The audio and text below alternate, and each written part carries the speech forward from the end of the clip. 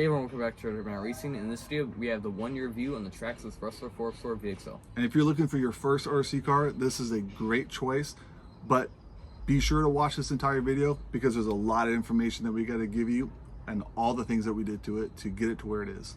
Yeah, so its basic overview, it's a Traxxas Rustler 4x4 VXL. It's a 4-wheel drive 1/10 scale stadium truck. Depending on your area, it will range from $400 to $440. Yeah, it's not the cheapest. It's definitely not the cheapest, but it is middle ground between a lot of bashing and racing RC cars. So this is one of the best middle ground RC cars Traxxas does sell. Yeah. And as for terrain versatility, it handles great on the street. It's great off-road. This is a really great stadium truck. When we got it, we read it on 2S and great. It's extremely fast, has a lot of acceleration. It does a lot of wheelies. But if you're going to take it off-road, you might want to buy some better tires. The Talons are a little bit slick. They don't handle the best. It slides a lot. That's why we put on the sledgehammers. But yeah, if you run the 2S, you're going to get a lot of life out of this, and you're not going to have a whole lot of breakage.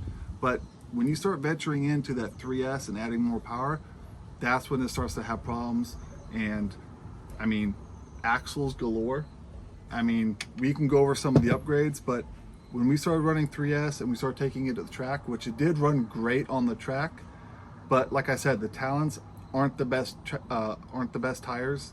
They do slide around a lot, and there's not enough traction. They're great for like on the street and if you're doing high-speed runs, but if you're going on the dirt or going on the track, you're going to need some sledgehammers, maybe some Badlands, maybe some clay tires. But as far as running this thing on 3S, I can't tell you how many axles that we busted. And I think we even tried the MIPs on the front, and I even broke an MIP. And those are steel axles. There's a lot of things that you can do to this, and I think the best thing to do to it, if you're gonna run it on 3S, get the HD kit. yeah, definitely the HD kit was a big improvement. It does come with max duty axles, hubs, and shock towers. Yep. And once we put that upgrade in, I think we've only broken 2 or 3 parts, 2 axles and a hub, but that's all we've broken. Before we got the HD kit, we were breaking axles, links, and arms all the time. All the time. But now with this HD kit, we're hardly breaking anything. Yeah, and this thing really is a beast on 3S once you get the upgrades done. The sledgehammers, those are one of the first things we put on with the sledgehammers. And in order to use the sledgehammer tires though, we did have to cut out some of the body, because as the body rolls, it actually starts to clip and tear away at your body. Yeah. Which brings us to the other point. We've gone through, I think this is our 3rd body? Yeah. Our 3rd body, because the only problem that I see is this wheelie bar. The wheelie bar, when you take a hard landing, it shoves it under the bumper and it tears that bumper to pieces. We actually had it off for a while, and I didn't like it having it off because this thing pops wheelies like nothing, and you can lose control of it pretty quick. And we used to land on our roof constantly because it would want to almost do a standing backflip because it's got so much power. But as far as the other upgrades, we did put the chassis brace on, and that helps with the body flex, which did help also because we were stripping out spur gears a lot. And after we put that on, we didn't strip as many spur gears, so that really did help. We did put the GTR shocks on, Yep. right?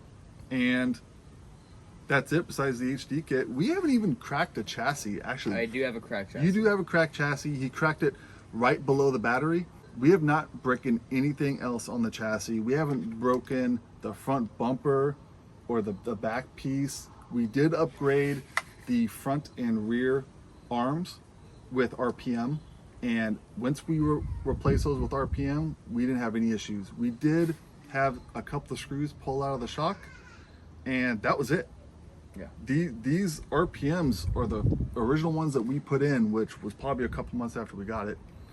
And that's it. I can't tell you how many axles that we went through just transitioning from concrete to grass on full throttle. You knew immediately that you broke an axle, and I can't tell you, maybe 2 axles a weekend. It was bad. It got really bad, and I wish they came out with the HD kit sooner because that is a must for this car. So Outside of its common weak points like axles and links, there's not much other things you can break on the Rustler. We've broken one gear set and a wheelie bar, and that's kind of all the outside brakes besides the linkage, the arms, the axles. There's not much expensive parts to actually break on the Rustler. Everything is just kind of a common RC car breakage.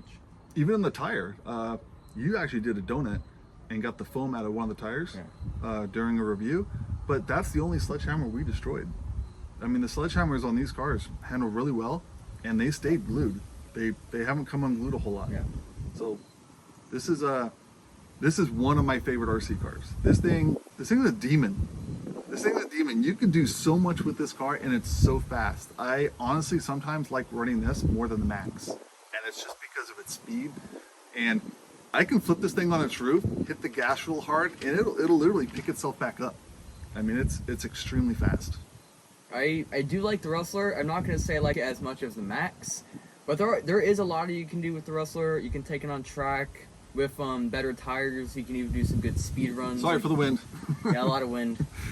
Besides racing and on-road speed runs, you can do some medium, maybe a little bit extreme bashing, just not as much. And I do like bashing, so that's why the Rustler was never one of my top 2 RC cars. But another big part of the Rustler is its competition, because being one of the 4x4s, it's direct competition with the Slash, the Haas, and the Stampede. And I think it does beat the Stampede. I think it is on level with the Slash, and being $40 cheaper than the Haas, I think it's one of the best out of its competition. But with the upgrades we put on it, it is more expensive than the Sledge. Yeah, so putting all those on is great, but yeah, it does get kind of pricey. But if you can take it to the track and you want to bash it, it's going to handle a little bit better bashing. But you got to get to that price point first. And at that price point, I don't know, do I want the Rustler or do I want a Sledge and possibly a spare set of tires or a spare set of batteries? Because that's pretty much what you're paying for. I'm not really hating on the Rustler. I do like the Rustler. There are many good aspects, like I said. Once you get to this stage where you're not braking as much, it is becoming one of my favorite RC cars again. As you guys saw, I did take it in an RC Clash, and I did do pretty good, and I might start taking it out more. So would you suggest the Rustler 4x4 VXL for a new driver? Definitely. I really like the Bandit. I really love the Bandit. And I really love the Rustler.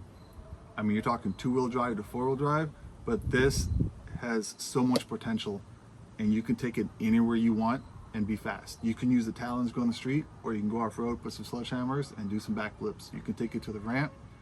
Shoot, we haven't taken it to the skateboard park yet, but I kind of want to. I know that might cause some carnage. Definitely some break. Definitely some breakage. But man, I think this thing would fly. I think it would fly over that fence too, just like we did with the Max. So yes, I definitely think this would be a great first-time buy. I would stick with 2S though. Yeah. Stick with 2S, get a feel for it.